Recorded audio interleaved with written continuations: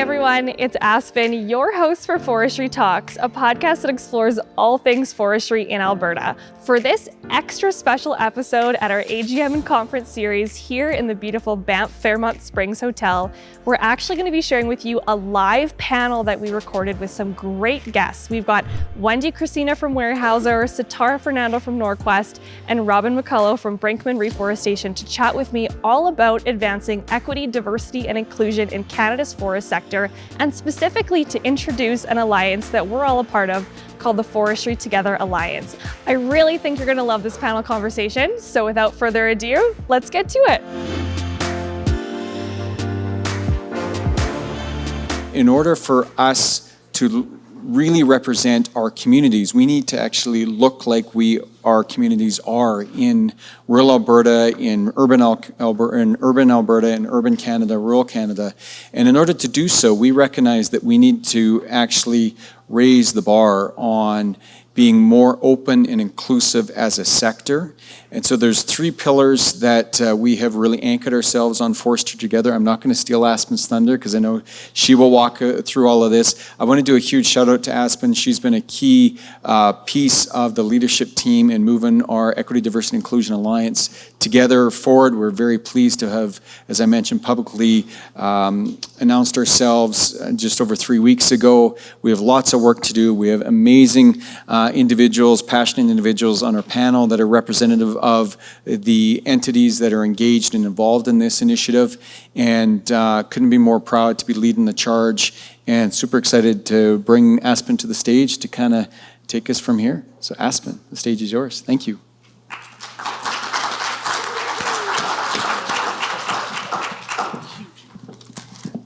Good afternoon, everyone. It's an absolute pleasure to be here with all of you today. An absolute pleasure to join my panelists up here on stage. I look forward to getting into the conversation. Jason mentioned there are three kind of pillars that we really focus the work around for the Alliance, and that's about building a network of allies, sparking conversations about equity, diversity, and inclusion in the sector, and sharing best practices. And I look forward to exploring all of these with my panelists with me here today. To my left, I've got Wendy Crosina from Weyerhaeuser. Beside her, McCullough from Brinkman Reforestation, representing the Western Forestry Contractors Association as part of the Forestry Together Alliance. And then to her left, Sithara Fernando from Norquest College. And I think what's really unique about the group of panelists that we have up here is we've got a contractor, a large multinational corporation, and a college. And I think it's really unique, the relationship that we have between these three groups and other parties that are part of the Alliance who can all come together to advance equity, diversity, and inclusion in the forest sector. And I think we saw today at lunch at the Health and Safety Awards how committed this industry is to health and safety and how much we care about our workplaces and the people that are part of the workforce. And really for me and for many of us in the Alliance, I think that's one of the ways that we do look at inclusion and equity in the sector is, are people feeling safe at work, and how do we make sure that we do so? So I don't want to take too much away from my fellow panelists, but perhaps we'll maybe start with Sithara, if you don't mind kicking us off here. Talk to us a little bit about Norquest participation in the Alliance, and in particular, some of the strategies that you use working with your base of international students to make them feel safer in the sector. Yeah, for sure. Thank you very much, Aspen. My name is Sithara Fernando. I'm the Academic Program Manager of STEM programs at Norquest. I'm also a registered professional forester, took the forestry program at the U of A, and am very passionate about getting students, people into the forest industry, into the environmental sector. At Norquest, we are a little bit of a unique college in that the majority of almost 70% of our students are international students coming from different parts of the world, different countries, and we recently got into, as recent as 2019, into the sort of environmental science space. And part of that is answering the question of how do we move new Canadians, folks who maybe never saw themselves working in forestry, into these sectors to deal with some of the worker shortages that I'm sure all of you have some familiar with. And then additionally to that, how do we retain those employees? So for myself, I'm a person of color. My parents immigrated here, and when I went through forestry at the U of A, I was the only person who looked like me in all of my classes. When I got my accreditation, and joined the RPF, which is now the AAFMP Association, I remember the registrar saying, "I think you're the first woman of color. There might have been one a few years ago, I don't know." And so it was this weird, awkward moment where it was like, thank you, I guess. I don't know what to say to that. But there are not a lot of people who look like me who are in forestry. And in terms of what the implications of that are, is that diversity needs to be, our workplaces need to be diverse. And when we say diverse, that can bring up all kinds of conversations. But the biggest thing is that our workplaces should reflect the Canadian population, right? 16, 17, 18% of the Canadian population is South Asian. And so there should be at least 16% in this room, and there's not quite that right now, right? And so part of this is the survivability of our industries to attract and retain people and to reflect the taxpayers, the landowners, the land users within our industries. And this is why Norquest decided to be a part of the Forestry Together Alliance, is because this is a problem we solve together. And one of the great things and the hard thing about forestry is we survive and thrive as an industry together. None of us sort of face issues that are unique to our companies. We face issues across the sector. So to have allyship, to have folks to come into the room and say, look, I don't know how to attract students. I don't know how to attract, how to diversify my workforce is really, really powerful. And for us on the education side, we are looking at things like field schools in rural communities, which we run. We are looking at supporting employers and making sure that your job postings reflect what is written on people's work visas so they can actually qualify to apply for the jobs and the openings that you have. And additionally, part of this is bringing students into rural communities, and we've been in Sundre and Hinton and Lac La Biche and Fort McMurray to show them these are vibrant, really great communities that you can live in, thrive in, and start a family in. And so we're really excited to be a part of this. Awesome. Thank you so much, Sithara. Wendy, I promised I'd get you out of here early, so I'll bug you next. Okay. So Wendy, of course, you're here on behalf of Weyerhaeuser. Weyerhaeuser is a member of the Forestry Together Alliance. And as a large multinational corporation, Weyerhaeuser recently added inclusion to one of its core values. So if you can share with the audience here a little bit about why that was important for Weyerhaeuser, and maybe if you can talk a little bit about the importance of leadership buy-in in this work. So Weyerhaeuser has what we call a company vision, and a part of that company vision, we have core values. So our core values are sustainability, integrity, citizenship, safety, and in 2019, our CEO added inclusion as one of our core values. That was, I'll say a bit of a turning point for us as an organization, because our core values define who we are. It defines the work that we do. It allows us to set our goals and our strategies as a company and an organization, and putting inclusion in there elevated that to a higher importance within our organization. And so that was a step change for us, 2019. We also, our CEO is incredibly passionate about inclusion, diversity, equity. And he set the bar really high. He hired, and I got to get this right, so just let me find my notes here, because you've messed me up here. Oh, no. I had this all in order. I was trying to be so efficient, Wendy. No, I appreciate that. So he hired a director of diversity, equity, and inclusion. We have a vice president of human resources who sponsors some of our inclusion work, and we have a senior director of inclusion and recruitment. So those are step changes for us. And when your leader is leading and making it important and making the time and setting aside resources for something like this, it sends a message to your whole organization that this is important and we will get better at this. So anyway, I hope that answers your questions. No, I think that was great, Wendy. Thank you for sharing that. What's really interesting when we think about ED&I work, I find that a lot of people think, yeah, it makes sense. You know, we know that post-secondary is making movement in this space. Yep, some of the bigger companies, it's a little bit obvious what's happening in the boardroom and other levels of the organization.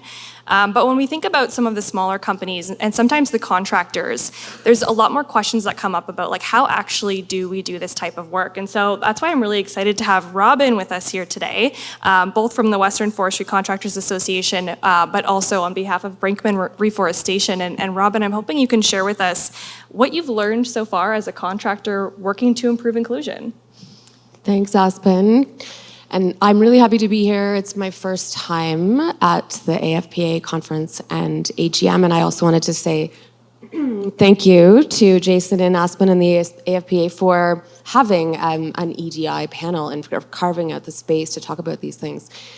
I would say, as a contractor we employ about 1,000 young people, generally between the ages of 18 and 25, and we work across 5 provinces, so BC, the Western provinces, and then all the way out to New Brunswick, and including Ontario.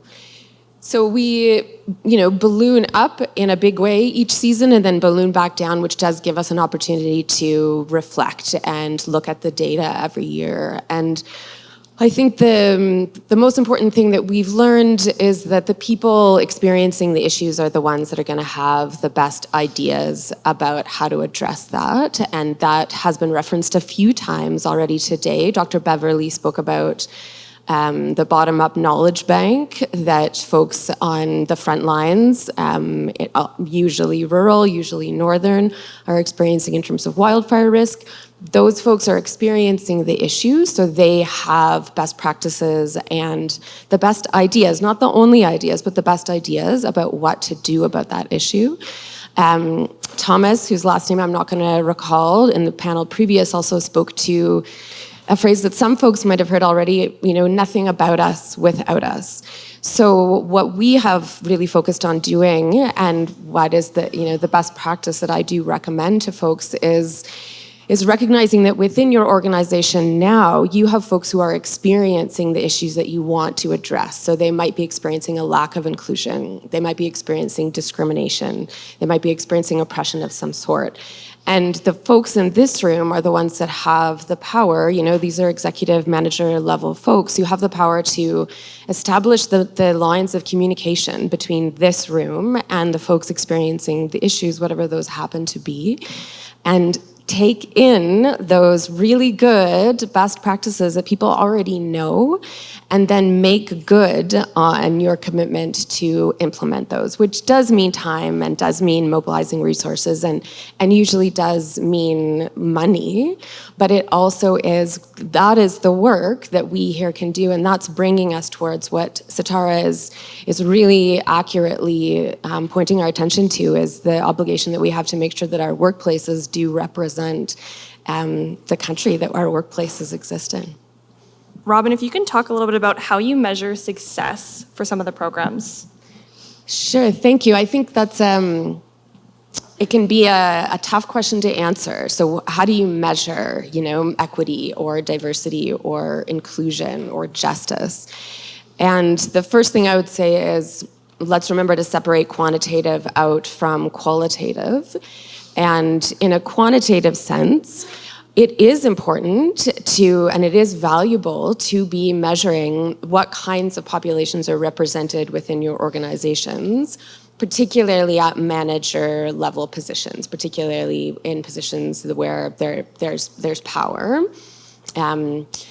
That said, just a quantitative metric, a slide on a PowerPoint that says we have 4% Indigenous folks in our organization, that on its own doesn't tell you anything about the experience that those folks have of being in your workplace. It doesn't tell you how much code switching people might have to be doing, how much they're not saying because they're working to replicate the dominant culture and be accepted at their workplace and be taken seriously.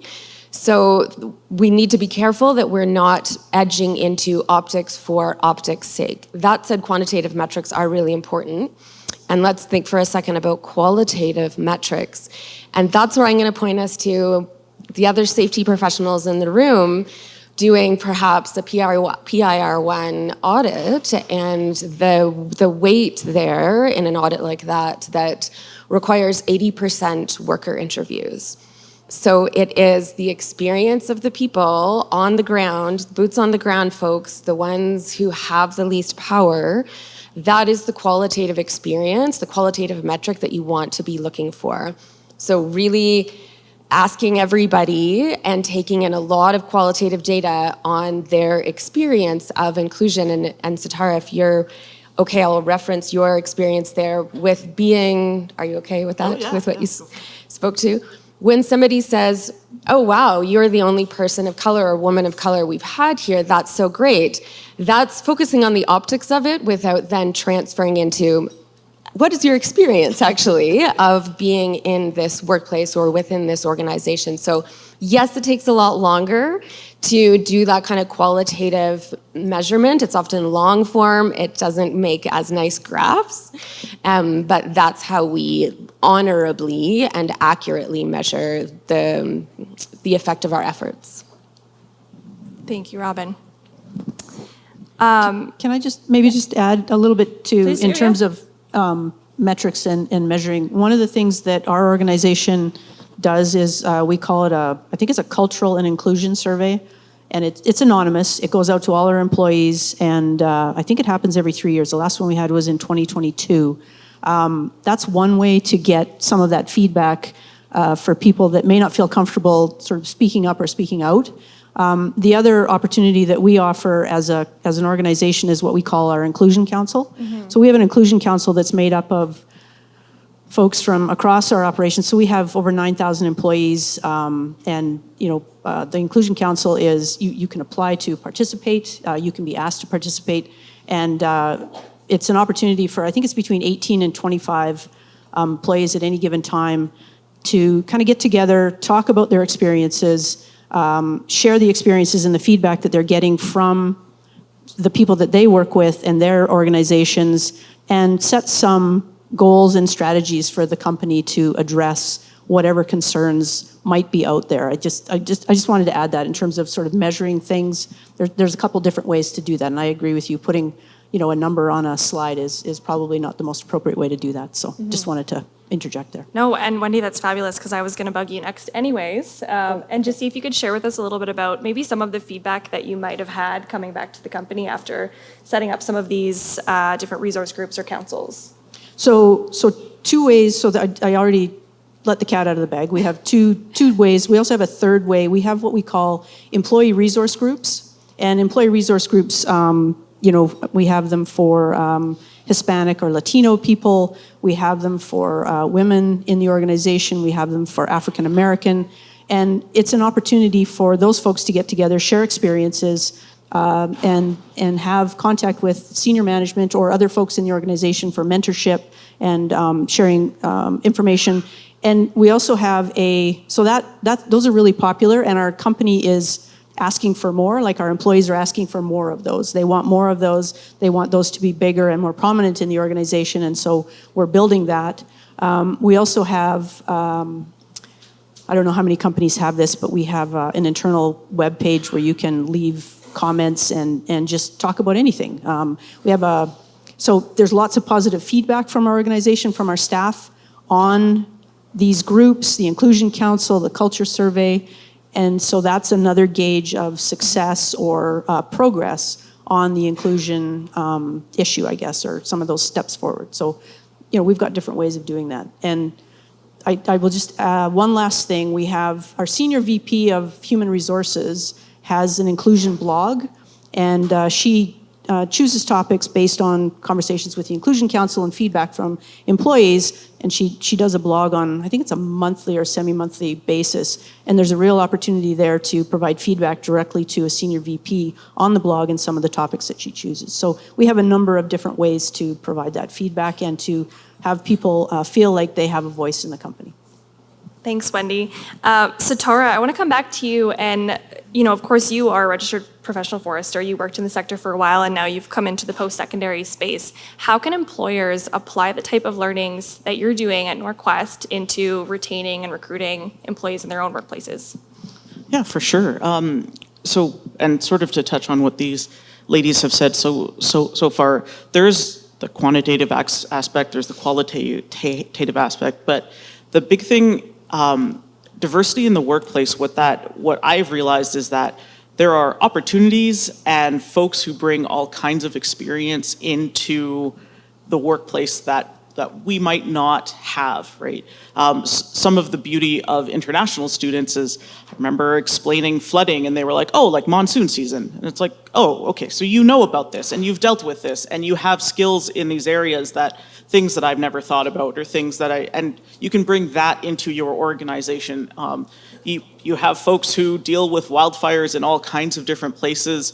We have a student from Brazil who was talking about eucalyptus and how magnificent it can be when it goes up in flames. And I'm not sure if that's the word that I would use, but so part of this is recognizing that there is a space for diversity in your organization that brings your organization to a better place and to a higher place. This isn't about just numbers and bringing people in and slotting folks into certain things. And one of the things that all of us are dealing with is change and change management. And we have students that we bring from other countries, people who pick up their lives, move to a new place, have a whole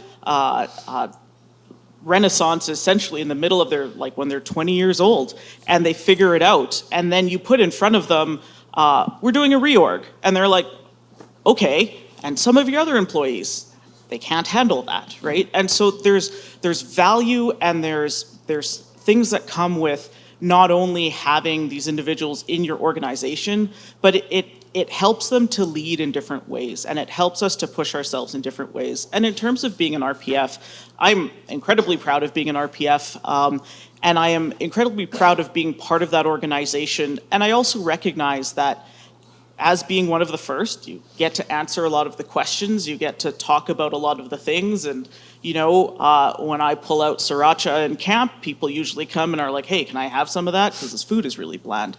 And there's things like that you can build community around, and so you find ways to deal with some of the gaps, but you can often find more commonalities than differences. And I think part of this is just recognizing that as we grow as a country, as we grow in population, as the forest industry becomes more and more important for the way that we live and what we do, we have to bring everybody in, and those folks can be part of the solution, right? And I think for a long time, particularly like I worked in Fort McMurray for almost a decade, and it was sort of seen as the problem, right? These people are coming and stealing our jobs, and it's like, actually, these people are coming and filling positions that we don't have enough people for.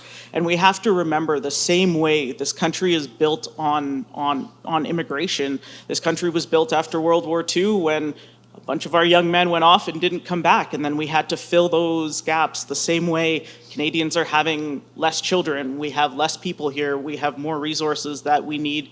And we have to find a way to fill those gaps, and the answer is to be more diverse, and the answer for all of our organizations is to be more diverse. Yeah. Thanks, Sithara. Great words. Wendy, I promised I'd get you out of here, so you got 30 seconds for your closing thoughts, and then I'll continue on with the other panelists. Holy smokes. Okay, just really quickly, maybe just to build on what Sithara said, as a forester and a member of the forest industry community, I'm proud of our industry. I want to show the world that forestry is a good career choice for anyone and everyone, and I think it's important, and this is a good way to do that. And sharing best practices with other organizations through the Forestry Together Alliance just makes sense. You're learning from each other, you're amplifying your awareness, you are building new tools, and you're building a community, and I think that's really important. So the Alliance is awesome. You've done a great job. And I'm really excited to see where this goes next. So thank you for that, and I really have to run, so thank you. Thank you. Thank you. Right on. Thanks very much to Wendy. We are all one of many, but working together because we really think that there's an opportunity to come together and improve things across the sector. So I'll continue on with closing thoughts here, but invite you all at any point to connect with any of our panelists, even Wendy, if you have questions about the Forestry Together Alliance, or myself or Jason. But Robin, any closing thoughts for us?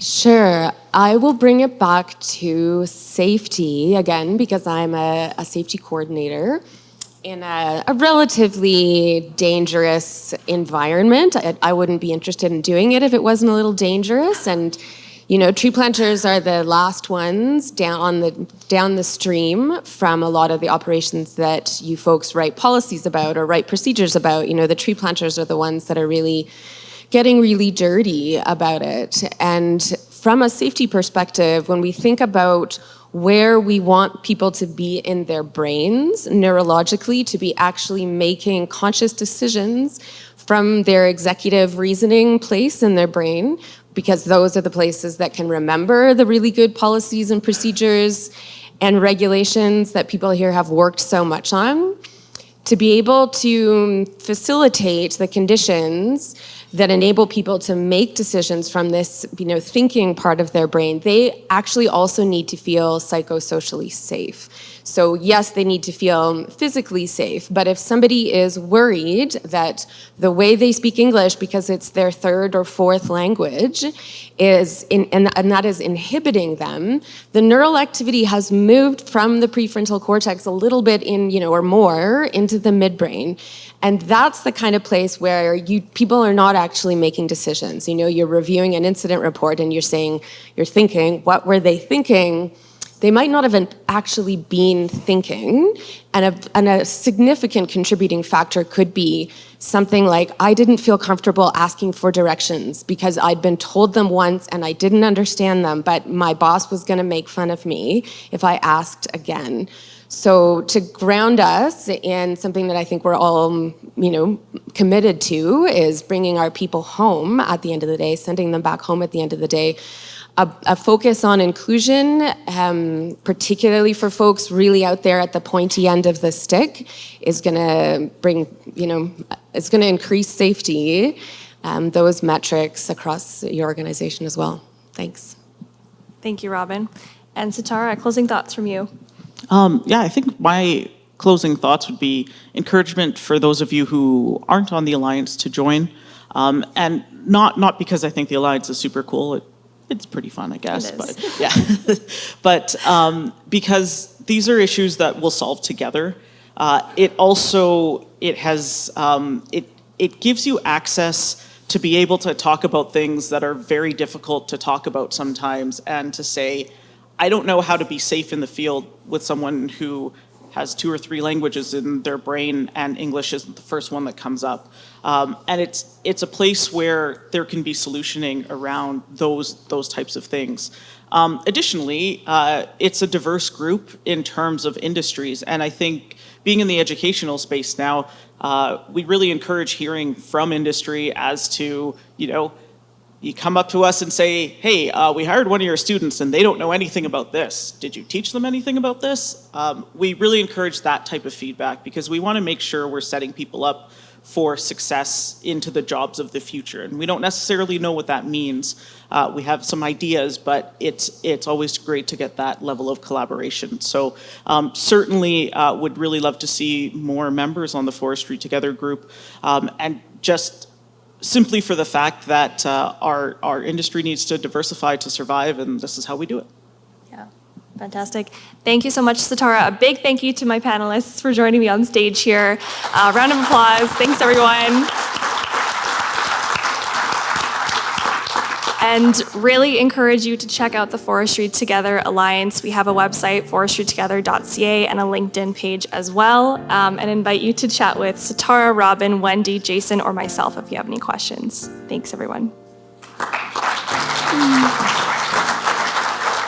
I hope you enjoyed this extra special episode of the Forestry Talks podcast. If you want to learn more about the Forestry Together Alliance, check out forestrytogether.ca or follow them on LinkedIn.